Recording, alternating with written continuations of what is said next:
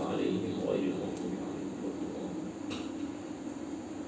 السلام عليكم ورحمة الله وبركاته. بسم الله الرحمن الرحيم. الحمد لله رب العالمين وبه نستعين على أمور الدنيا والدين. أشهد أن لا إله إلا الله وحده لا شريك له، وأشهد أن سيدنا محمدا عبده ورسوله لا نبي بعده.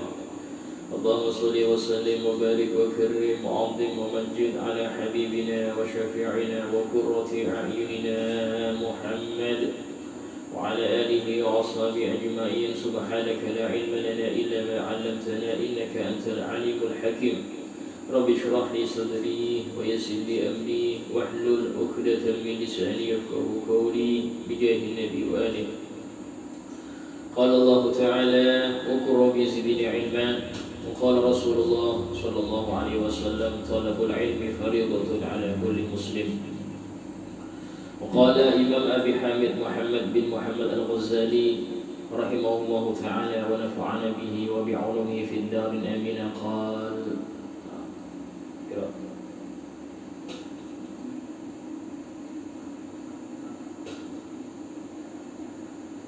الله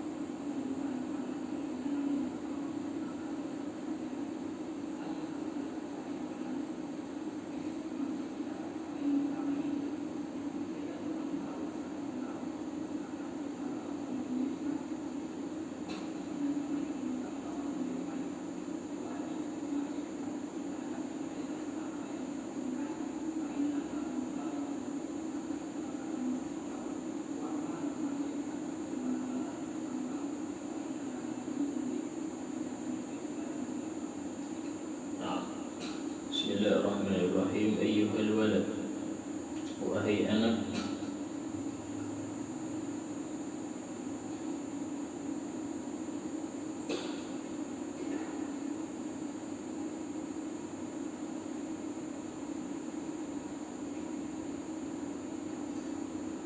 ayyu syai'in hasilun lak, sesuatu apa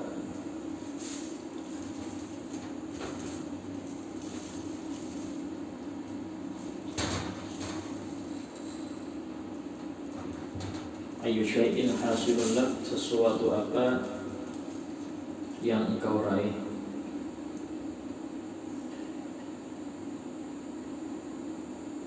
min tahsili ilmil kalam, dari mempelajari ilmu kalam. Ilmu kalam ini adalah ilmu tauhid, tapi lebih menjurus kepada dalil-dalil akli, ya. Nah, tauhid yang istilahnya yang wajib dipelajari itu hanya yang urusannya dengan akli. Contoh sifat wajib Allah 20, terus sifat Rasul 4 yang wajib, itu aja. Nah, sampai ke akli itu hanya orang-orang khusus. Tujuannya adalah untuk pertama debat, biasanya mendebat orang-orang kafir, karena mereka kalau pakai dalil akli nggak paham dan nggak mau Al-Quran, nggak mau, harus pakai akal mereka.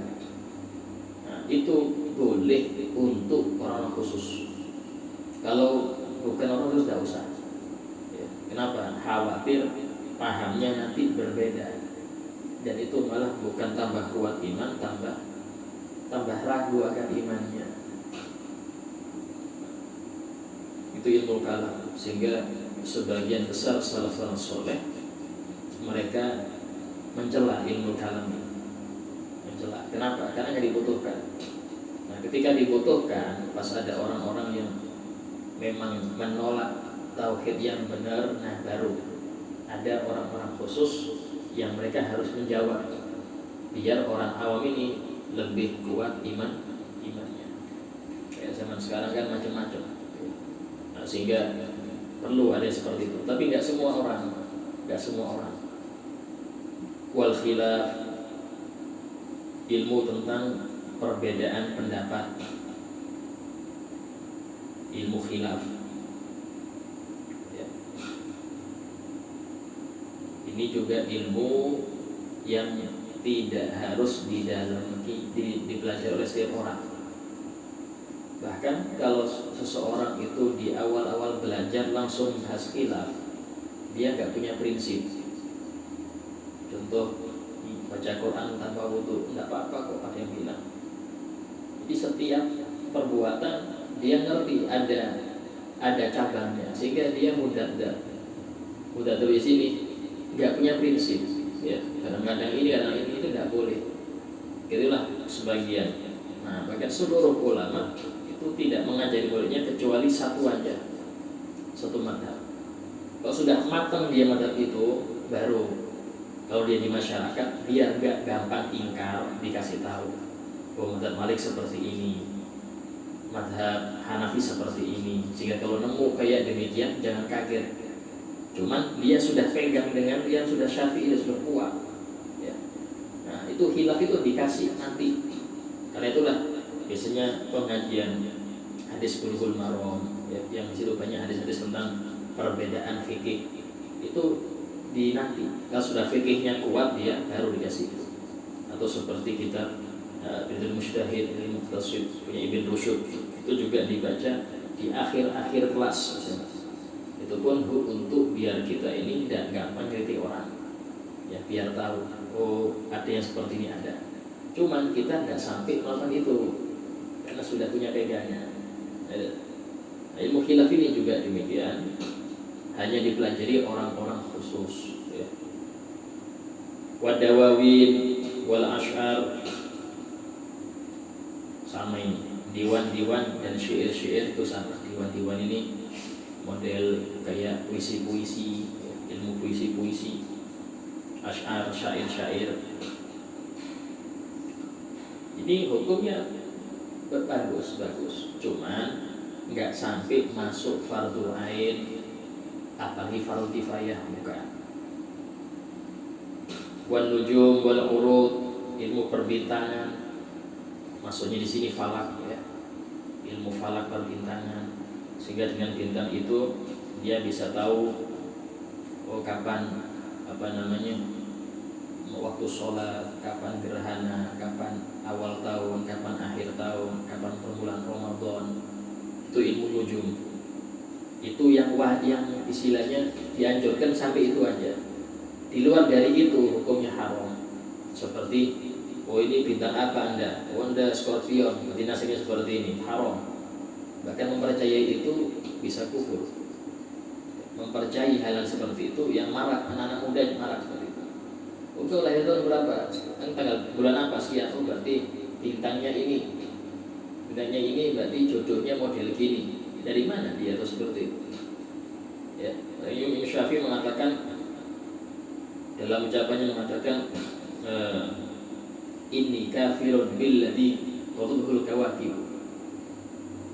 Aku mendustakan apa yang telah ditentukan oleh bintang-bintang itu. Kenapa? Gak percaya. Bahkan dalam salah satu hadis Rasul bersabda, asbaha min ibadi, dalam diskusi, ada sebagian hamba itu yang di pagi hari mukminun wa kafir, ada mukmin, ada yang kafir. Ya. Yaitu apa? Pas malamnya hujan, pagi ada yang mengatakan, mutirna bi rahmatillah wa fadli, kita ini sudah dihujani dengan rahmat Allah dan anugerah Allah. Maka kata Allah dalam hadis itu, bahwa maka orang ini mukminun bi, dia beriman kepadaku, kafirun bil kawakib, mendustakan dengan bintang-bintang. Wa man qala, barang siapa yang meyakini, mutirna binau'i kada, kita ini hujan karena ada bintang itu loh yang bikin kita hujan. Ya, kita hujan karena ada rasi bintang itu, makanya kita hujan. Fadaka kafirun bi mu'minun bil kawakib, ini orang kufur dengan aku dan iman dengan bintang-bintang. Ya, hati-hati. Kadang-kadang ini yang bikin hujan kayak ini, tidak boleh. Ya, yang bikin hujan panas semuanya Allah Ta'ala, semuanya Allah Ta'ala. Bahkan ada seorang mukmin tidak boleh protes. Kayak misalnya, kenapa sih hujan terus? Gak usah boleh kenapa. Atau kenapa sih kok panas terus? Ya, ini tidak boleh. Ucapan seperti itu seakan-akan mengkritik Allah yang menggerakkan alam. Wis terima aja. Ya panas alhamdulillah, jemuran bisa kering. Hujan ya alhamdulillah. Ya tukang gorengan laku, tukang pentol laku. Kenapa hujan? Ya, ini ya, bersyukur terus. Ya. Karena istilahnya Allah yang ngatur. Ketika kita mengkritik apa yang terjadi di alam ini, seakan mengkritik yang mengaturnya. Siapa itu? Allah Ta'ala. Ya. Itu ilmu nujum seperti itu. Cuma identik ilmu nujum ini yang gak baik, sehingga istilah yang baik itu ilmu falak.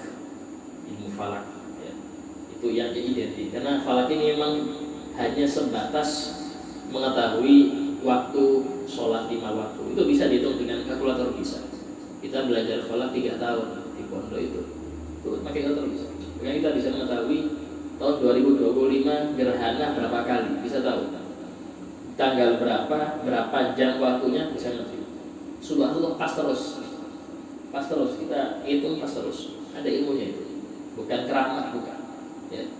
Nah, atau mengetahui awal Ramadan tahun 2040 bisa dengan ilmu hisab ya, itu ilmu falak namanya, jadi itu hitungannya ya.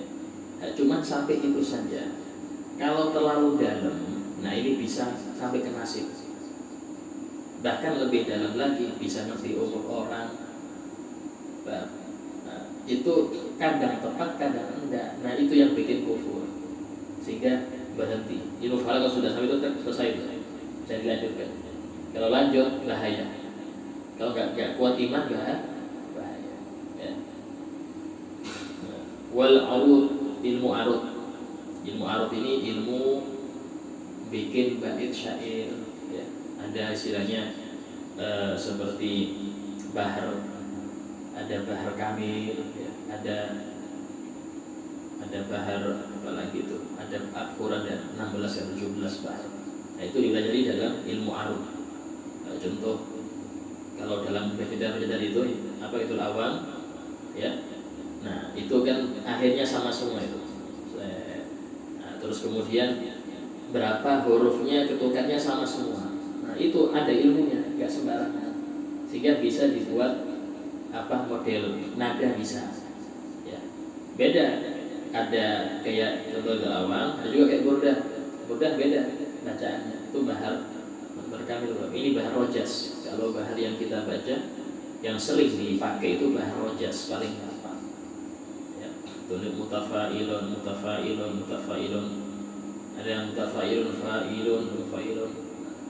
Itu kita juga pernah belajar setahun aja itu. Nah, karena enggak banyak. Nah, itu ilmu arud. Penting tapi bukan fardu ain, bukan kifayah. Wan nahwu wa tasrif, ilmu nahwu, ilmu sorof. Ya. Ini hukumnya fardu kifayah. Tapi setelah fardu ain.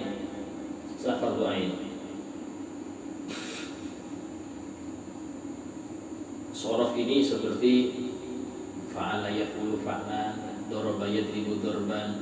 Nah, kenapa kok tahdid, kok bukan hadaba? Kok hadaba itu nanti disebutkan dalam ilmu sorof ya. Ghairu tadyi'il umri,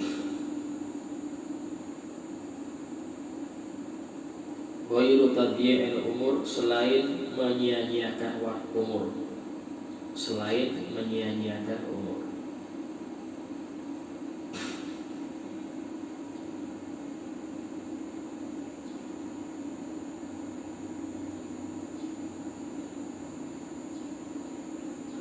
bi khilafi dzil jalal,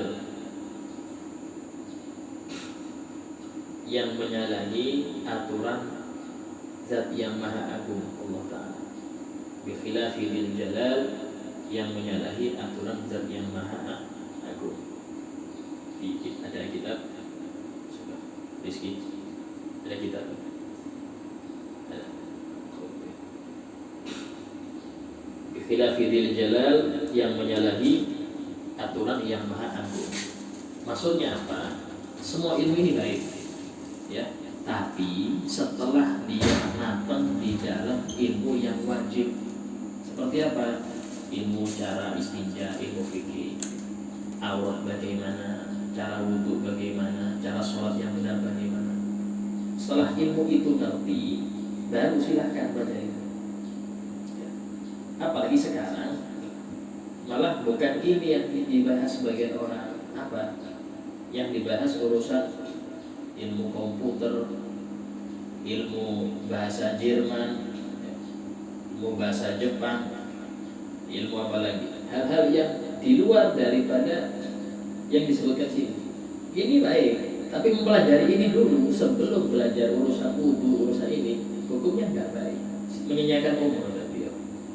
Apalagi dia belum ngerti sholat, belum ngerti urusan wudu, sudah fokus ke hal-hal yang nggak ada membantunya dalam urusan agama. Ini membantu ya. Ini seperti ini membantu urusan agama. Ini pun kata Imam Nawawi, Imam Ghazali mendalami ini, mempelajari ini ketika ada belum dalam betul mempelajari urusan yang wajib, itu menyanyiakan umur. Apalagi sampai di luar itu. Ya. Nah, ini ra'aitu fi Injil, aku melihat dalam kitab Injil Nabi Isa alaihissalam. Aku melihat kata Imam Ghazali dalam kitab Injilnya Nabi Isa alaihissalam,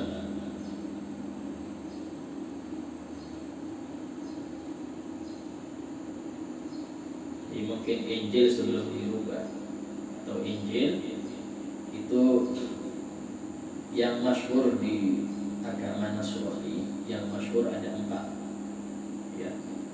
Ada Injil Lukas,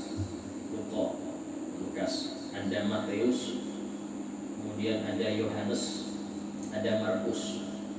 4 ini mengklaim muridnya Nabi Isa, sehingga mereka semua dapat riwayat Injil langsung dari Nabi Isa. Setelah dicek sejarah, 4 ini hidupnya 2 abad setelah diangkatnya Nabi Isa. 2 abad. Berarti apa? Banyak betul rawi dari Nabi Isa ke 4 orang ini yang terputus. Terus 4 Injil ini beda-beda. Nah, sebagian ada yang mengatakan Barnabas. Nah, Barnabas ini keluar dari 4 ini, cuman sudah banyak dirubah dia. Karena itulah Injil yang sekarang itu sudah tidak relevan lagi. Kenapa? Karena memang banyak dirubah sesuai perkembangan zaman. Ada istilah perjanjian lama, perjanjian baru. Itu hampir berapa tahun sekali itu dirubah ya, oleh di mana? Vatikan. Di Vatikan itu. Ya. Bahkan kalau di masa Nicholas, bukan salah masa ini, Galileo ini seorang ilmuwan Italia. Waktu itu dia mengatakan bumi itu bulat. Pertama kali yang mengklaim bumi bulat itu Galileo. Cuman klaimnya ini melanggar apa yang di Injil, sehingga disuruh tobat dia. Ini melanggar Injil. Tidak benar. Di Injil itu digambarkan, ya, bahwasanya bumi itu seperti lempengan di atas tanduknya kerbau. Kerbau itu pas kena lalat dia goyang gempa bumi. Itu di Injil. Tapi tidak tahu ini sudah dirubah, sudah dirubah ya. Karena Galileo itu masa sebelum 1000. Sementara Nabi Isa 1 Masehi baru lahir. Nabi Isa 1 Masehi baru lahir. Galileo ini masa mungkin sebelum 1000 atau setelah 1000. Ada yang tahu tahun berapa Galileo?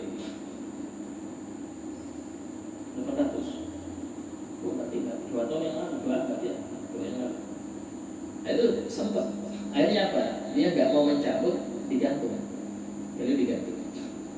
Nah, berapa masa selanjutnya muncul Nikolaus Kopernikus, yang dia ini lahir dari dari daerah gereja, termasuk orang-orang yang pendeta. Nah, orang ilmu juga ngerti yang gereja ini betul, Cuman kayak apa merubah mindset gereja ini biar tidak terus-menerus menganggap bumi ini datar. Nah, akhirnya karena Nikolaus ini termasuk pendeta, ya musyawarah, oh iya betul pula, dirubah. Injilnya dirubah lagi sesuai dengan zaman. Nah, itu sehingga Injil sekarang jelas banyak berubah, tiap zaman berubah. Kenapa? Karena memang Allah tidak menjanjikan selain Al-Quran untuk dijaga. Kenapa? Karena Allah berfirman bimastufidu min kitabillah, yaitu dengan apa yang sudah kami serahkan kepada mereka urusannya dari kitab Allah. Jadi urusan kitab Allah selain Al-Quran ini mendapat para ulama di zaman itu. Nah, ketika ulamanya itu lurus, ya lurus saja. Tapi kalau melenceng, ya melenceng. Kayak Taurat kitabnya Nabi Musa, terus sekarang jadi kitabnya orang Yahudi, Talmud. Tapi sudah banyak berubah. Kenapa? Setiap kitab itu pasti ada sifat Rasul, pasti. Nah, sehingga banyak yang dihapus sampai hilang, nggak ada. Dan Nabi pernah bilang ke para Yahudi, itu ada sifatku di situ. Kenapa kalian hapus? Kaget semua Yahudi. Nah, itulah Yahudi ngerti ini Nabi akhir zaman, sesuai dengan kitab mereka. Tapi karena nggak muncul dari Bani Israil, nggak mau beriman, iri. Ini bukan dari suku mana? Kalau suku saya hormati. Kalau keluarnya dari suku Quraisy yang bukan Bani Israil, tidak mau beriman. Nah, ya seperti itu. Di Injil Nabi Isa pun demikian. Ini mungkin Injil lama karena Imam Ghazali ini tahun 500 Hijriah. Berarti kira-kira 9 abad yang lalu. Sekarang 1400. 9 abad yang lalu. Beliau wafat sebelum 580 berapa wafat. Nah, beliau mengatakan dalam Injil tertulis min sa'atin an yudha'al mayyit 'alal janazah, di waktu diletakkan mayit pada keranda. Ini bukan jenazah ya, jinazah pakai kasroh. Kalau jinazah itu keranda yang ada mayitnya. Kalau janazah ya mayit yang janazah itu mayit. Ya. Kalau jinazah pakai kasroh, jinazah itu keranda yang ada mayitnya. Ini jinazah bukan janazah. Pada saat diletakkan mayit pada keranda, ila an yudha ala syafiril qabr, sampai dia diletakkan di dalam kubur. Ya. Jadi mulai mayit itu diletakkan di keranda sampai dia diletakkan di kubur, yas'alullah bi'azamati minhu arba'ina su'alan. Waktu itu Allah bertanya bi'azamati, dengan keagungannya, arba'ina su'alan, 40 pertanyaan. Waktu itu hamba ini ditanya 40 pertanyaan. Ini dalam kitab Injil.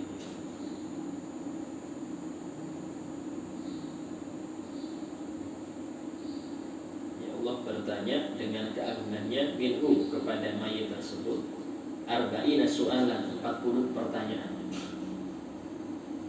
Awaluha, yang pertama, yaqul, Allah berfirman.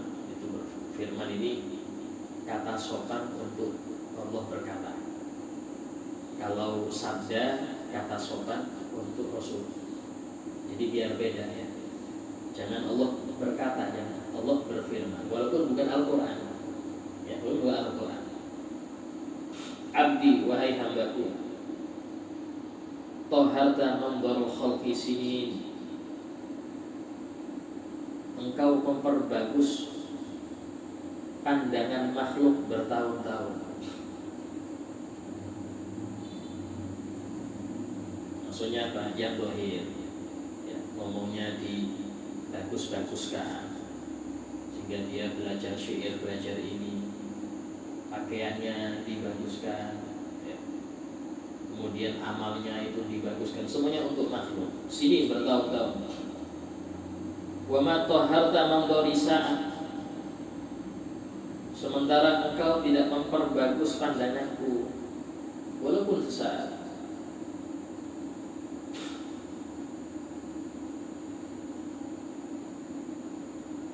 Sementara engkau tidak memperbagus tempat pandanganku, maksudnya apa? Hati, ya, mandori tempat pandanganku. Saatan, walau sesaat.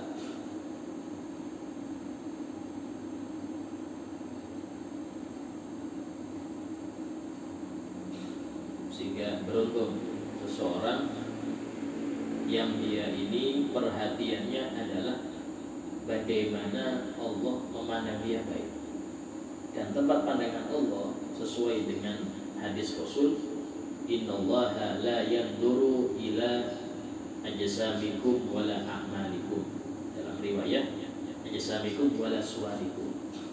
Allah tidak melihat bentuk rupa kalian atau amal kalian. Walakin yanzuru ila qulubikum wa niyatikum. Tetapi yang Allah lihat adalah hati kalian dan niat kalian. Niat dan hati ini tempat pandangan Allah. Dan niat tempatnya di hati. Sehingga segala perbuatan hendaknya kita niatkan yang benar, karena itulah yang Allah nilai.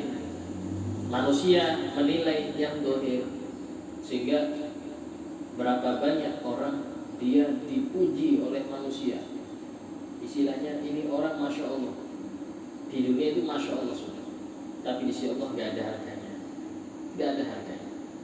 Kenapa? Karena dari awal niatnya memang untuk orang. Dia di video, dia ini niatnya untuk biar apa bagus di mata orang, itu maksud. Sampai dia belajar ya apa cara bicara yang baik untuk orang semua, untuk orang semua. Tadi niatnya, Ustaz, ini orang Ustaz, banyak orang yang dapat hidayah dari dia, walaupun ini orang banyak kalau dia ceramah sampai nangis, walaupun. Kenapa? Karena yang hidayah Allah. Ketika dia niatnya bukan itu, dia tanya, niat sampai apa? Ceramah. Yang penting orang sama, sehingga orang tambah cinta sama saya. Dia nggak ada niat untuk ngasih hidayah, kan? Walaupun subhanallah Allah banyak ngasih hidayah karena dia, tapi karena niatnya bukan itu, Allah nggak ngasih pahala. Allah ngasih pahala. Ya, banyak orang yang kafir masuk Islam gara-gara dia, tapi niat dia bukan itu. Niat dia itu ya apa yang penting saya ini bagus di mata orang, itu loh. Yang seperti ini Allah lebih ngerti yang di hatinya, sehingga walaupun di antara manusia dia masya Allah ini, ya, meninggalnya yang ngubur banyak mbak, walaupun yang seperti itu di sisi Allah tidak ada. Kenapa? Niat.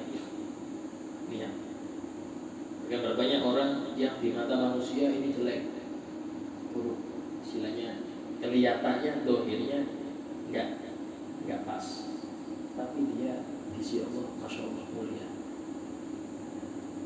Imam Al-Qarni itu dianggap orang gila di kampung karena jarang ngomong, ya, gini aja nunduk aja, ya, dianggap orang gila. Bahkan keluarganya pun nggak menganggap dia keluarganya, saking malunya, tapi derajatnya tinggi. Kenapa? Niatnya yang besar. Ini penting, masalah hati ini penting.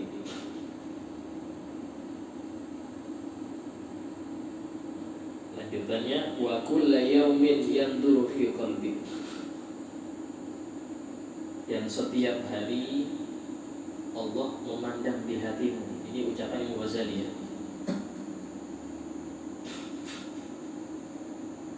Ini cuma buat Imam Ghazali. Wa kulla yaumin, dan setiap hari yanzuru fi qalbik, Allah melihat di hatimu. Dilihat niat engkau apa ini. Niat engkau apa? Yaqul seraya berfirman,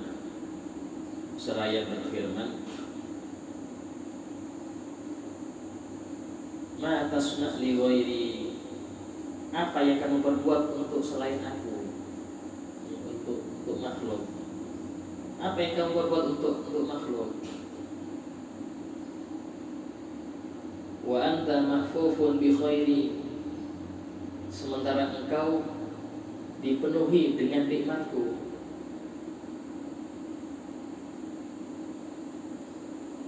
Sementara engkau dipenuhi dengan nikmatku. Semua dari kita, jadi nikmat Allah semua. Tapi kita pakai untuk selain Allah, bukan untuk Allah. Ama anta fasom la tasma', apakah engkau boleh tidak mendengarkan? Apa enggak dengarkan ayat-ayat itu yang dalam Al-Quran surah Al-Bayyinat, wa ma umiru illa liya'budullaha mukhlishin, tidaklah mereka diperintahkan kecuali untuk menyembah Allah dengan ikhlas. Mukhlishin dengan ikhlas, itu hanya untuk Allah. Yang seperti itu jangan harap kita tidak terkenal. Tapi kalau ada orang terkenal, jangan disudoni dia minta terkenal. Kalau ada ulama terkenal masyhur, jangan suudzon seperti ini nyari terkenal. Nah, karena memang ada hamba-hamba Allah yang Allah perkenalkan agar orang-orang soleh ini bisa menjadi panutan yang lain. Ada, tapi hati mereka sepi dan kosong dari tidak terkenal. Mereka kalau disuruh milih, mereka akan lari dari tempat itu. Cuma Allah kehendaki terkenal, ya itu istilahnya hadduhu, jatah mereka. Dan itu adalah cobaan. Apa cobaan? Bisa nggak jaga hati? Dihormati orang, dicium tangan bolak-balik, tiap datang ditolak badu, kemana ke pasar gini orang-orang minta selfie, minta gini, bisa nggak jaga hatinya? Itu ujian. Sama ujian untuk yang nggak dapat. Iri nggak dia dengan itu? Iri, saya harusnya saya, bukan dia harusnya saya. Nah ini berarti coba juga untuk yang nggak terkenal. Hati-hati. Kadang ada orang seperti ini, mau gak lulus pas kenal. Saya yang lulus, yang belajar rajin, gini-gini aja. Nah, ini berarti ada gak kuat dicoba. Dan dicoba dengan orang lain ditinggikan. Yuk, ya apa hati kau? Ya apa hati kau? Karena kita gini, adik kelas 2 tahun, betul di bawah, tahu-tahu sukses.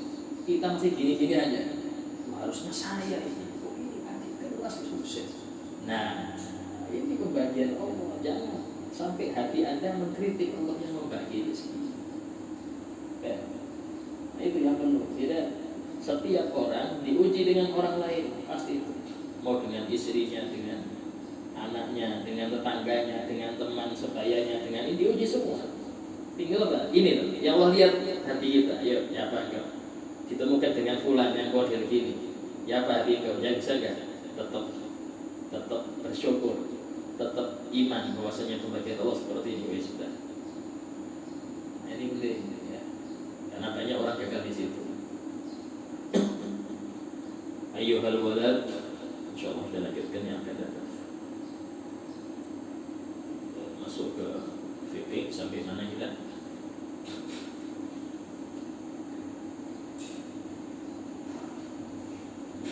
Sampai rukun mandi wajib.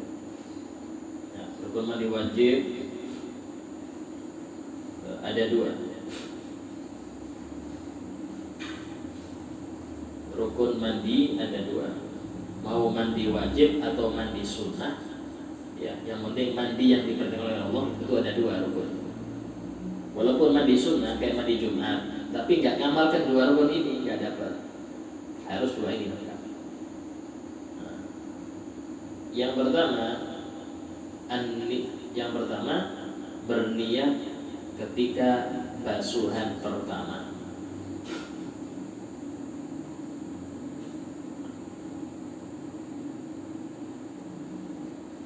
Berniat ketika basuhan pertama.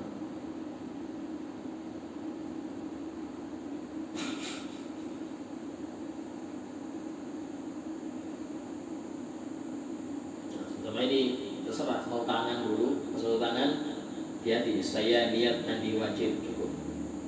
Ya. Harus ada wajibnya ya, nggak boleh saya niat mandinya nggak boleh.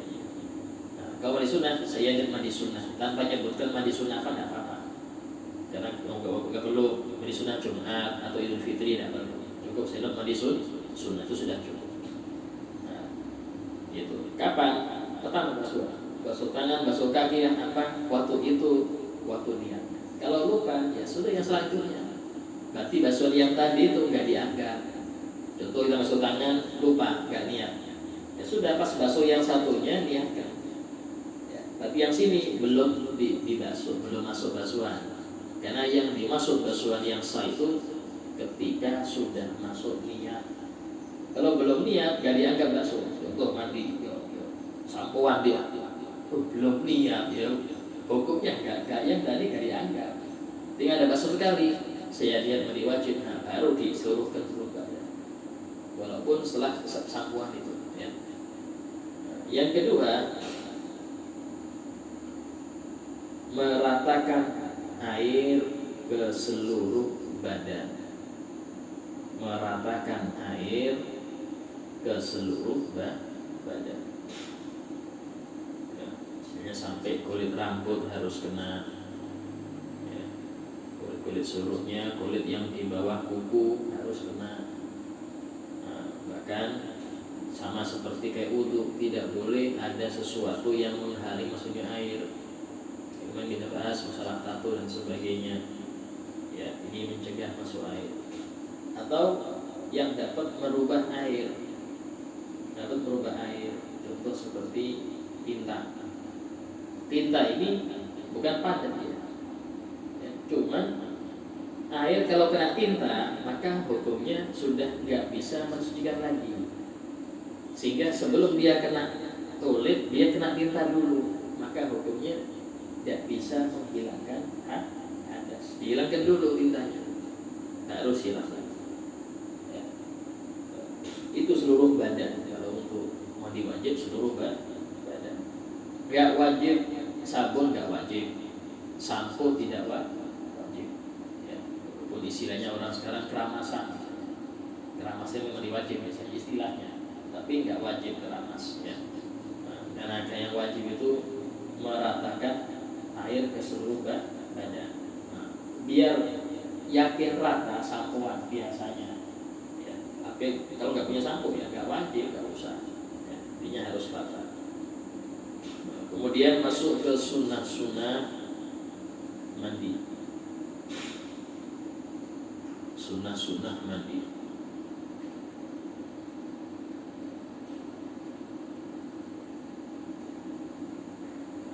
Ini kalau mandi di kamar mandi, otomatis sunnah masuk kamar mandi itu dianjurkan ya. Seperti mendahulukan kaki kiri kalau di kamar mandi ya. Kalau di pet luar ya tidak usah. Tapi kaki kiri didahulukan, kemudian membaca doa Allahumma inni a'udzubika minal khubuthi wal khaba'ith. Kemudian membaca doa penutup dari pandangan jin, Bismillahirrahmanirrahim, la ilaha illa huwa. Kemudian sunnah pakai sandal ya. Yang sunnah pakai sandal sambil pakai penutup kepala, kopiah kan atau anduk kan. Kalau nggak ada apa-apa ya tangan masuk tangan. Itu sunnah masuk kamar mandi. Mandi pun ketika di kamar mandi ya sunnah seperti itu. Nah, kemudian di kamar mandi juga ya. Itu tulis ya. Tulis aja. Ya.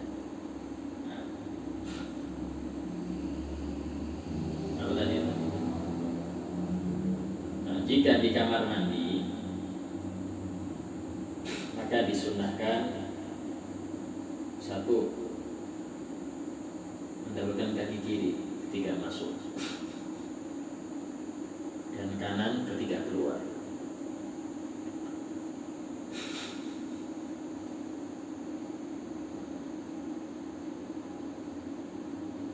Yang kedua, membaca doa hendak masuk kamar mandi. Itu Allahumma inni a'udzubika minal khubuthi wal khaba'ith.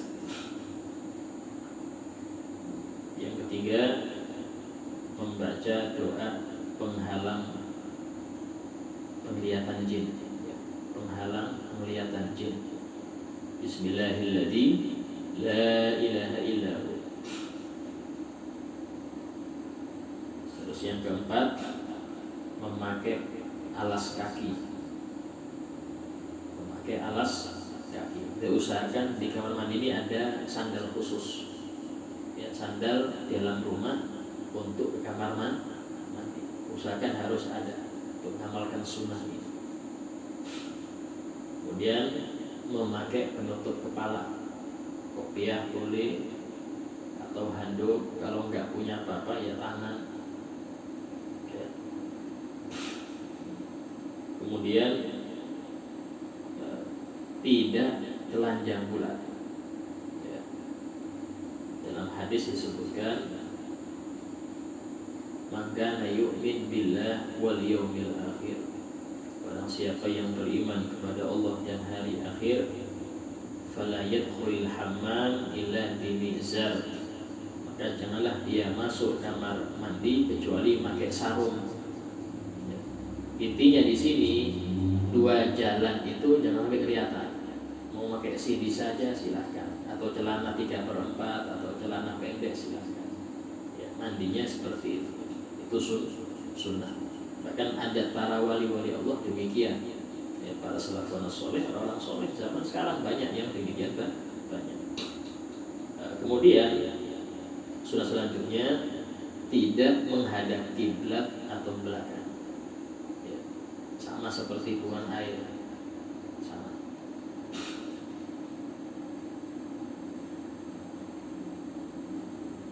Kemudian membasuh bagian kanan dulu. Untuk badan kanan dulu dibasuh, baru kiri. Biasanya tuh habis mandi itu diamkan dulu, jangan langsung kepala. Badan diamkan 10 detik lah gitu. Itu nanti aura panas keluar aura panas. Nah, habis 10 detik baru siram kepala. Jangan langsung kepala. Itu kalau orang yang ada stroke bisa pingsan dia, karena panasnya nggak keluar dia bisa pingsan. Itu aturan syariat, masya Allah, ya. Sangat-sangat pas. Walaupun Rasulullah itu jarang menyebutkan penyebabnya, karena yang paling ngerti misteri kehidupan Rasul, paling ngerti. Sehingga semua ilmu, ya, mulai dari zaman sebelum Nabi yang diciptakan itu Rasul dikasih sama. Sehingga beliau pernah bersabda, utitu ilmal awwalin wal akhirin. Aku diberi oleh Allah ilmu yang dulu-dulu dan yang akan datang. Bahkan sebagian sahabat itu ada yang dikasih tahu, nanti gini. Sayyidina Ali bin Abi Thalib itu beliau dikabari, engkau ya Ali meninggalnya setelah jadi khalifah 5 tahun. Jadi khalifah 5 tahun di bulan Ramadan tanggal 17 sampai diceritakan yang membunuh engkau fulan dan engkau membangunkan. Jadi waktu itu masya Allah, Sayyidina Ali ini sampai istilahnya saking ngertinya itu, ya, saking ngertinya. Beliau kalau perang, baju perangnya itu belakang bolong. Jadi model depan gini aja, rompi depan ini ke sini, belakang bolong, dan tidak pernah mundur. Karena ngerti, tidak akan mati. Karena beliau ngerti, Rasul tidak mungkin bohong. Ngerti, meninggalnya nanti saja jadi khalifah. Saya sekarang belum jadi khalifah, habis-habisan kalau perang. Kan dibilang usul gobal, singanya hutan dia. Sebagai singanya hutan, tidak pernah mundur. Karena ngerti, tidak akan mati. Karena saking yakinnya Rasul tidak mungkin bohong. Dan di akhir umur, beliau ngerti sudah Ramadan. Dan meninggalnya Rasul sebutkan, nanti engkau meninggalnya di subuh, ya, di subuh. Engkau jalan menuju masjid, lihat ada seorang pemuda tiduran, engkau bangunkan dia, dan dia yang membunuh kamu. Jadi ini Yahudi, tapi nggak ngerti kalau itu. Bangun. Dia selesai Ali. Oh iya, ini berarti orangnya. Saudara Rasul. Beliau senyum. Saudara Rasul. Ayo bangun, wudu. Dan dia ada di belakang engkau ya Ali, di sof depan, belakangnya Sayyidina Ali pas. Sayyidina Ali sebelum itu lihat orang itu, dilihat wajahnya. Oh ini yang membunuh dan engkau meninggalnya di sujud terakhir, dan dia nanti akan mukul kepalamu dengan pedang yang beracun. Sedang waktu sholat, ini waktu sujud, beliau itu sempat mau ngelak. Ini kan ngerti, ini mau dibunuh nih. Sebab kalau kita mungkin dibunuh aja langsung selesai. Kalau kita, tapi saya ahli beradab dengan takdir, beradab biasa. Nah, waktu sujud itu terakhir ngerti, ini mau sempat mau ngelak, tapi datang rohani Rasul. Ya, istilahnya Rasul datang waktu sujud. Nah kan ya ini bulan Ramadan. Ya, siap-siap nanti buka sama anak. Siap-siap buka sama anak terus. Hanya beliau diam aja. Teropak ini beliau. Teropak. Nah itu jarak ngalir dirapatkan surban beliaunya dari Rasul, surban biar gak pecah. Itu 3 hari Rasulullah itu. Nah, Sayyidina Ali masih hidup, sing kuatnya di kursi ini 3 hari gak wafat. Bahkan orang yang bodoh ini, yang mukmin ini gak menyesal. Jadi hafal Quran. Dia hafal Quran, ahli tahajud. Namanya Abdurrahman bin Uljah. Ahli tahajud. Bahkan waktu puasa di masjid, Sayyidina Ali kasih terus. Kata beliau, ini orang puasa, kasih berbukanya. Sayyidina Ali yang ngantarkan datang ini. Masya Allah, ada mereka ya, sampai pada yang membunuh, yang mukul pun seperti itu. Nah, banyak sahabat-sahabat yang diberitahu kalau gini. Dan Rasul ngerti. Kadang ada yang lupa, tapi tak tahu kejadian. Oh iya, Rasul pernah bilang gini. Sehingga seluruh hadis ini tidak ada yang bohong. Cuman iman kita kadang-kadang, ya, syahwat kita ngalahkan iman. Ya, syahwat kita ini adalah ngalahkan iman. Sehingga kita lebih manut apa yang ada di rasio daripada yang disebut Rasul. Itu yang penting. Nah, terus kemudian masuk ini ya, baru dianjurkan untuk sunnah yang selanjutnya tidak berlebihan pakai air, tidak berlebihan menggunakan air, tidak berlebihan.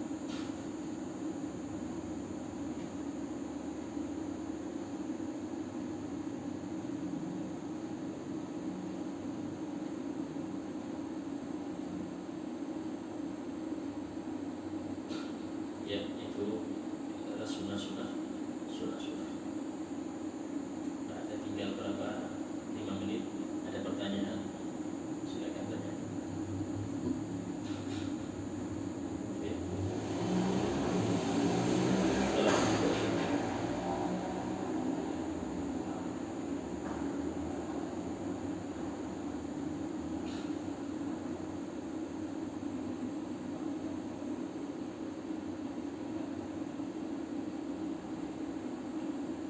Nah, ya.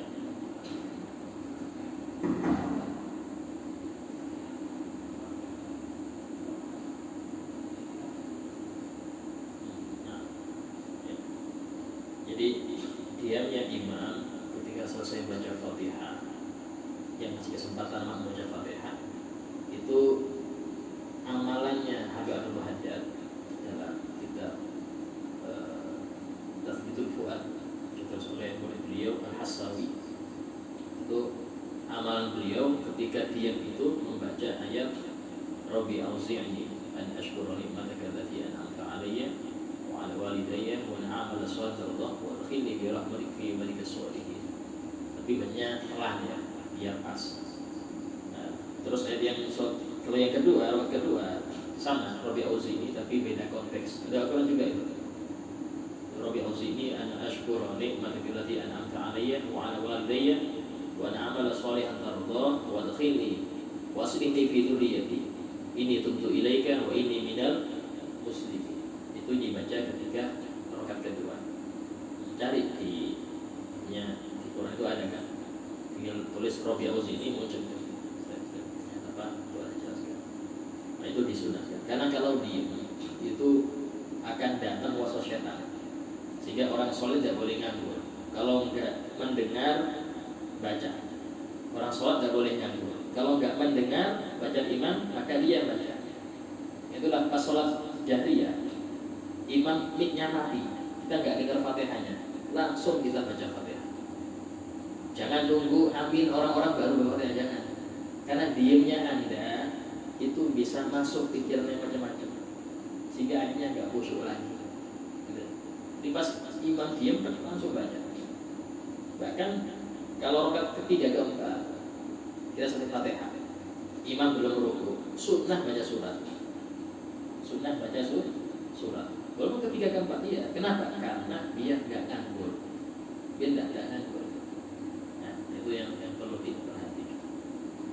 Yang lain, yang tadi itu masalah apa? Ayat mengqadha sholat. Ya. Ini dilihat kalau qadha maghribnya di malam hari atau qadha zuhur di malam hari atau zuhur atau asar di malam hari, sunnah jahar, gak wajib. Sunnah jahar. Karena patokan jahar sama sir ini bukan dilihat dari sholatnya, dia dari waktunya. Kita qadha isya habis duha, waktu duha tidak disunnahkan jahar, sunnah pelan. Ya. Nah, sunnah pelan. Dan itu masuk ke sholat-sholat yang dianjurkan berjamaah seperti tarawih jahar. Ya. Kalau ada orang sholat qadha tarawih di waktu duha, dia nggak tarawih tadi malam, dia qadha waktu duha paginya, hukumnya nggak usah jahar, sir. Nah, kecuali Idul Fitri Adha, di sunnah jahar walaupun pagi, ya sunnah jahar walaupun pagi. Witir sunnah jahar di malam hari. Ya, kalau tahajud dalam kitab Tausyih ala Ibn Qasim itu tengah-tengah antara jahar dan sir. Maksudnya apa? 3 ayat jahar, nanti sir, jahar, sir, seperti itu. Itu untuk tahajud. Dan yang lain? Lalu.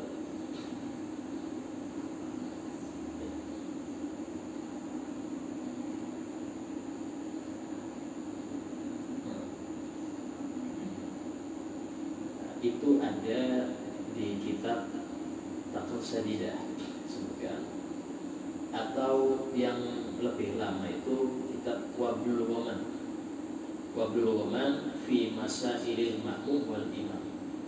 Kitabnya segini, yang mengarang As-Said Abu Bakar Al-Ahdal. Ya, Abu Bakar Al-Ahdal. Orangnya Al-Ahdal ini alim-alim, orang Mekah. Sayyid As-Sajjah Al-Husaini bangsa Al-Ahdal. Ya. Terus segini, masalah yang dibahas cuma makmum sama imam, jamaah kok. Segini masalahannya. Makanya kalau urusan jamaah ini, Masya Allah, pusing gitu. Ya, karena banyak yang dibahas buahnya. Nah, di antaranya masalah itu juga bisa Anda lihat di Bujairimi. Bujairimi ini hasyiahnya Iqna, kalau nggak salah, Iqna karangannya Abu Asghar Al-Ansari. Ya, Iqna Abu Al-Ansari itu disyarai oleh Bujairimi sama Jamal. Ada 2, Bujairimi Al-Iqna dan Bujairimi Al-Fathul Wahhab. Fathul ini syarahnya Manhajut Tulab. Ya, apa? Manhajut Tulab. Manhajut Tulab ini mukhtasornya Minhajut Thalibin. Bisa ditulis di Bujairimi ada 2. Bujairimi Al-Khatib berarti syarah Iqna. Ada Bujairimi syarah Fathul Wahhab. Fathul Wahhab ini syarah dari Fathul Wahhab. Syarah dari Minhajut Tulab. Minhajut Tulab mukhtasar dari Minhajut Thalibin. Kalau kitab itu pasti ada sambungannya. Nah, kalau Minhajut Thalibin itu sudah jelas. Minhajut Thalibin ini itu kalau kita urut ya, itu dia mukhtasar ringkasan dari kitab Al-Muharrar Imam Rafi'i. Al-Muharrar itu ringkasan dari kitab Al-Wajiz Imam Ghazali. Al-Wajiz dikasih dari kitab Al-Wasit Imam Ghazali. Al-Wasit dikasih dari kitab Al-Basit. Al-Basit dikasih dari kitab Nihayatul Matlab Imam Haram, gurunya Imam Ghazali. Nihayatul Matlab ini ringkasan dari 4 kitab Indo Syafi'i, Al-Imla, Muzani, sama Huwaiti. 4 kitab ini di Mukhtasar. Jadi ada sanadnya yang kitab. Adapun yang kecil ya, apa Safina, nah itu semua adalah ngambil dari kitab itu. Karena orang dulu ngafalnya banyak, zaman sekarang nggak bisa. Suruh ngafal segini, baca aja jarang mau ngafal, sehingga diridos. Kayak gini pun jarang yang hafal. Yang di pondok anak di pondok kita ini kayak gini dihafal wajib. Nyetor itu 1 hari 1 halaman itu. Itulah kadang-kadang hadis ya ada aja nyetor walaupun yang lupa. Ya. Nah, kalau sudah ujian tafsir itu minimal harus hafal 5 juz kita. 5 juz baru tafsirnya dihafal. Itu jalan lainnya dihafal. Kalau cuman paham ya nggak lulus ujian, tapi paham, tapi ya nggak naik kelas. Sehingga kalau ujiannya pakai hafalan. Insya Allah kita lanjutkan pembahasan.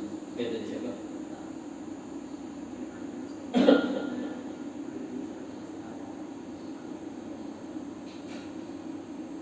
Berzikir hukumnya kayak membaca Quran atau berdoa. Itu hukumnya makruh. Ya, cuman yang dimaksud dengan ada yang mengatakan haram, tapi tidak madhab ini dengan haram. Haram itu bukan zikir ya, tapi selain zikir. Kalau zikir makruh. Cuman dari sini apakah pas khutbah ini dimaksud pas khotib membaca rukun apa isi, itu yang khilaf. Ya, ada yang mengatakan hanya rukun saja, itu yang nggak boleh. Pas bahas isi nggak apa-apa. Ada yang panjangan isinya, bukan rukunnya. Pas bahas isi itu zikir nggak apa-apa sebagian. Ya. Tapi adabnya yang dengarkan. Kecuali yang dibahas politik, banyak atau setengah jam dia bahas. Ya zikir lah daripada nganggur. Termasuk bid'ah yang mungkar. Kalau khutbahnya panjang, sholatnya al-ikhlas dibaca. Ini bid'ah yang sangat mungkar.